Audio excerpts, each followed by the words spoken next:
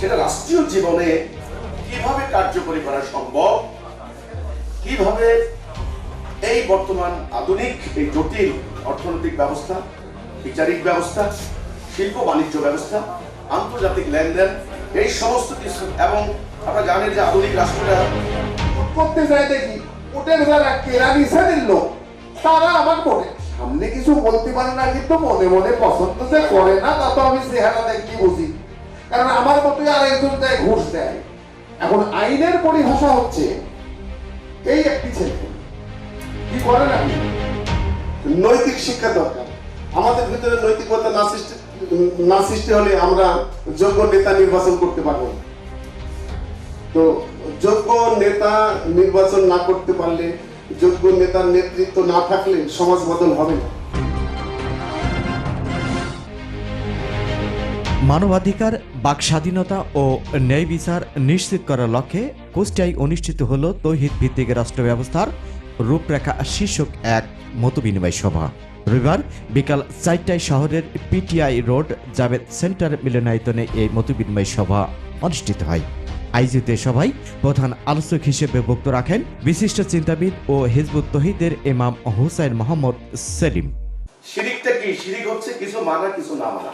আল্লাহ পবিত্র কোরআনে বলেছেন যে তোমরা কি এই সিদ্ধান্ত নিয়েছো আমার কিছু মানবা কিছু মানবা না, আফাতুমিনুনা বিবাদিল কিতাবে ওয়া তাকফুরুনা বিবাদ। তাহলে তোমরা মনে রাখো খিজিউন ফিল হায়াতিদ দুনিয়া, দুনিয়ার জীবনে লাঞ্ছনা হবে তোমাদের জন্য। কাজে মুসলমানরা পূর্ণাঙ্গ রূপে ইসলামকে অনুসরণ করতে হয়। আংশিক মানবো না, এটা কিন্তু ইসলামের দৃষ্টিতে শিরিক। ঈমানের কথা হচ্ছে লা ইলাহা ইল্লাল্লাহ মুহাম্মাদুর রাসূলুল্লাহ, অর্থাৎ আমি আল্লাহর বিধান ছাড়া, আল্লাহর হুকুম ছাড়া আমি আর কারো হুকুম মানি না। তাহলে প্রথমত আমার রাষ্ট্র চলবে ব্রিটিশের আইনে, আর আমি ব্যক্তি জীবনে নামাজ পড়বো, আমার মুসলমান দাবি করা যথার্থ হয় না, এটা ঈমান হয় না। আমার প্রথম ঈমানি বাধ্যবাধকতা। আপনি বলতে পারেন এটা একটা আধ্যাত্মিক কারণ, আমি পরবর্তী জাগতিক কারণ বলছি। প্রথমে আমাকে চলমান বিদ্যমান এক্সিস্টিং এই সিস্টেমটাকে আমাকে বাদ দিতে হবে। প্রথম কারণ হচ্ছে এই, যেহেতু আমার Quran is the complete code of life, ইসলাম সম্পূর্ণ জীবন দর্শন এখানে আছে। আমাকে ওদের বিধান দিয়ে আমার আদালতে বিচার করার দরকার নেই, আমার আল্লাহর দেওয়া বিধান আছে। এবং আজ থেকে ১,৫০০ বছর আগে আমাদের নবী করিম সাল্লাল্লাহু আলাইহি সাল্লাম যে ১২.৫ লক্ষ বর্গ মাইল এলাকায় আল্লাহর দেওয়া বিধানের উপরে যে ব্যবস্থা তিনি কায়েম করেছেন, সেখানে কি শান্তি দেয়, কি সুবিচার, কি ন্যায় বিচার কায়েম হয়েছিল, সেটা আপনাদের কাছে নতুন করে বলতে হবে না, যেহেতু আপনারা এখানে অভিজ্ঞ মানুষ, আপনারা জানেন। আমি শুধু সংক্ষেপে দু একটা কথা বলছি, যে সেটা হচ্ছে মানুষ ঘরের দরজা লাগানোর প্রয়োজন অনুভব করতো না, উটের পিঠে খাবার নিয়ে দাঁড়ে দাঁড়িয়ে ঘুরতো, নেওয়ার মতো কেউ ছিল না। ন্যায় বিচার এমন কায়েম হয়েছিল, 1 বছর হযরত ওমর আপনার হলো বিচারপতি ছিলেন, কোনো মামলা ওনার এখানে আসে নাই। বেলে কি অপরাধ হতো না? কালে ভদ্রে দু একটি অপরাধ হলে অপরাধী নিজে এসে আপনার বিচারকের কাছে ক্ষমা চাইতেন। অর্থাৎ ন্যায় বিচার, সুবিচার, মানবাধিকার, মানবতা ইত্যাদি কায়েম হয়েছিল। কেন হয়েছিল? আল্লাহ নির্দেশ, ইন্নাল্লাহা ইয়া'মুরু বিল আদলি ওয়াল ইহসান। আপনারা জানেন যে আদালত শব্দটা আদল থেকে। আল্লাহ বলছেন যে তোমরা আদালত কায়েম করো, আদল কায়েম করো, ন্যায় বিচার কায়েম করো। তো ন্যায় বিচার কায়েম করা মুমিনদের উপরে ফরজ, বাধ্যতামূলক। সেটা আমি বলেছি, যদি আমার উপরে নামাজ ফরজ হয়, নামাজ ফরজ হলে আদালতে আল্লাহর আইন দিয়ে বিচার করা ফরজ, এটা হলো আমার কথা। আমার উপরে যদি হজ ফরজ হয়, তাহলে আমার উপরে অর্থনীতি মানাও ফরজ। শুয়োর হারাম, আমি শুয়োর খাবো না, শুয়োর হারাম করেছে, সুদ কিভাবে খাই, সুদ তাহলে হারাম, বড় হারাম ওইটা। আল্লাহ বলছেন যারা সুদ খায় তাদের বিরুদ্ধে আল্লাহ রাসূল জিহাদ ঘোষণা করেছেন, ওইটা হারাম। ডাকাতি করা হারাম, ধর্ম ব্যবসা করাও হারাম। আপনি ওয়াজ করে টাকা নেবেন, মুদ্রা দখল করে টাকা নেবেন, এই ধরনের ধর্মের নামে বিনিময় নেওয়া হারাম। তাহলে একটা হারাম মানবেন, আরেকটা হারাম মানবেন না, এটার নাম শিরক।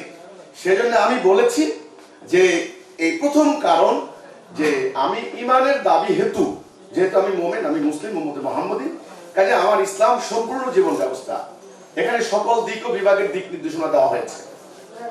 এখন সেটা রাষ্ট্রীয় জীবনে কিভাবে কার্যকরী করা সম্ভব, কিভাবে এই বর্তমান আধুনিক এই জটিল অর্থনৈতিক ব্যবস্থা, বিচারিক ব্যবস্থা, শিল্প বাণিজ্য ব্যবস্থা, আন্তর্জাতিক লেনদেন, এই সমস্ত কিছু। এবং আপনারা জানেন যে আধুনিক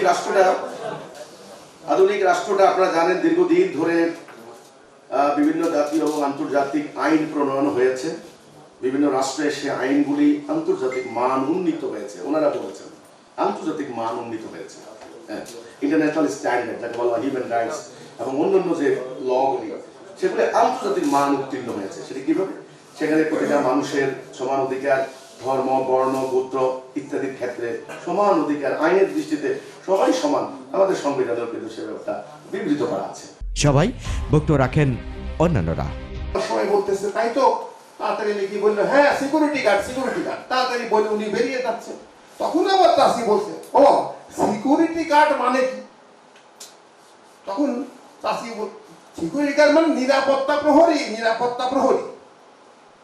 শেষ পর্যন্ত বলছে ও নিরাপত্তা প্রহরী কি? এদিকে ওই ভদ্রলোক এই ভদ্রলোক অফিসে যাওয়ার জন্য ব্যস্ত আছে, নিরাপত্তা প্রহরী বস্তি দেয় চাষির কাম সারা। শেষ পর্যন্ত বললে বাবুরে নিরাপত্তা প্রহরী মানে গেটের দারোয়ান। এই হলো মানুষের সচেতনতা এবং অসচেতনতার গল্প।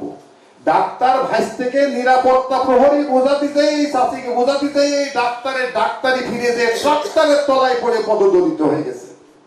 সুতরাং বোধ প্রকাশ করা এবং প্রচার করা এটি যত সহজ বা যত কঠিন, ওই প্রচার অনুযায়ী কর্ম সম্পাদন করা আরো কঠিন।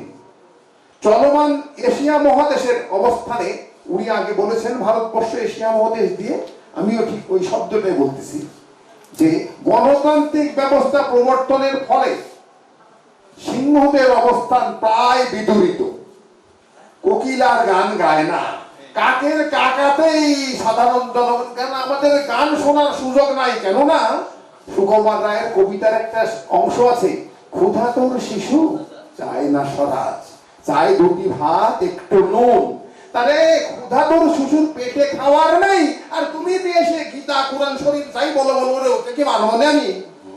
যার ফলে আমি আমার কর্মজীবনে দেখেছি, আমি বিশ্ববিদ্যালয়ে দেখেছি অ্যাকাউন্টস অফিসাররা আমার পছন্দ করে না। তাহলে ওরা যা বিল করে দেবে আমি তো তা পাশ করবো না। ওরা আমি কোর্ট করতে যাই দেখি কোর্টের যারা কেরানি শ্রেণীর লোক তারা আমার কোর্টে সামনে কিছু বলতে পারে না, কিন্তু মনে মনে পছন্দ যে করে না তা তো আমি চেহারা দেখলেই বুঝি, কারণ আমার মতোই আর একজন দেয় ঘুষ দেয়। এখন আইনের পরিভাষা হচ্ছে এই একটি ছেলে কি করেন আপনি বলেন, এই উনি বলেছেন মুক্ত কথা বলবেন, কি করেন বলেন? অ্যাডভোকেট, জুনিয়র অ্যাডভোকেটই থাকেন। রেগুলার রোগী না আসলে আয় করার কোনো সুযোগ নাই। এক কথা সত্য, ওকালতিতে ফি চাওয়া নিষেধ, এই কথাটা ডাক্তারি এবং ওকালতিতে ফি চাওয়া নিষেধ, এটা জানেন? জানেন না তো আপনার, আপনি না আমাকে নিয়েই বলছি।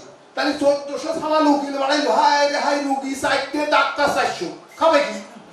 হ্যাঁ রুগী চাইতে, তাহলে কি ডাক্তারদের জন্য প্রত্যেক মানুষের অসুখ বাড়া নিয়ে যাওয়া লাগবে?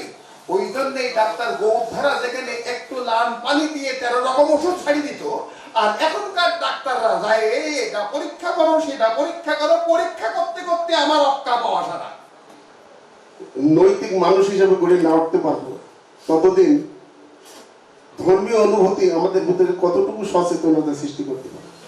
পৃথিবীতে বহু ধর্ম আছে, আমার জানা মতে প্রত্যেকটা ধর্মের উদ্দেশ্য মানুষের মঙ্গল এবং কল্যাণের জন্য, কিন্তু আসলে কি ধর্ম মানুষের মঙ্গল এবং কল্যাণ আনতে পারছে?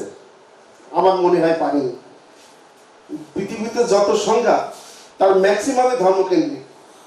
খ্রিস্টানদের সঙ্গে ইহুদিদের সঙ্গে মুসলমানদের সঙ্গে হিন্দুদের, ইভেন মুসলমানদের ভিতরে বিভিন্ন গোত্র উপগোত্র বিভিন্ন মতের সঙ্গে ভিন্ন মতের সংঘাত মারামারি হানাহানি লেগেই আছে।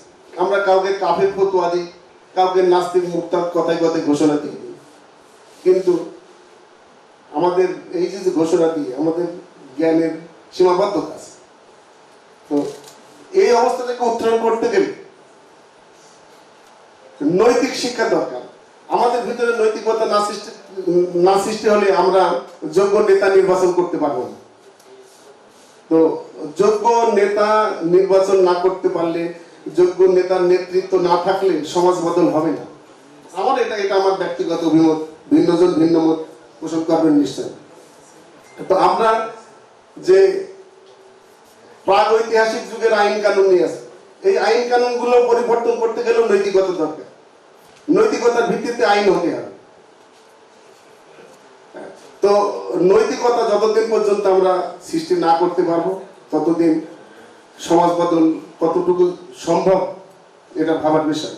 তো আমি ইমাম সাহেবকে বলি, উনার কাজে কর্মে আন্দোলনে মানুষের নৈতিকতা সৃষ্টির বিষয়টা সমধিক গুরুত্ব দেবেন, এই আশা করি আমি। Mohammad Rafiq, RK News 24।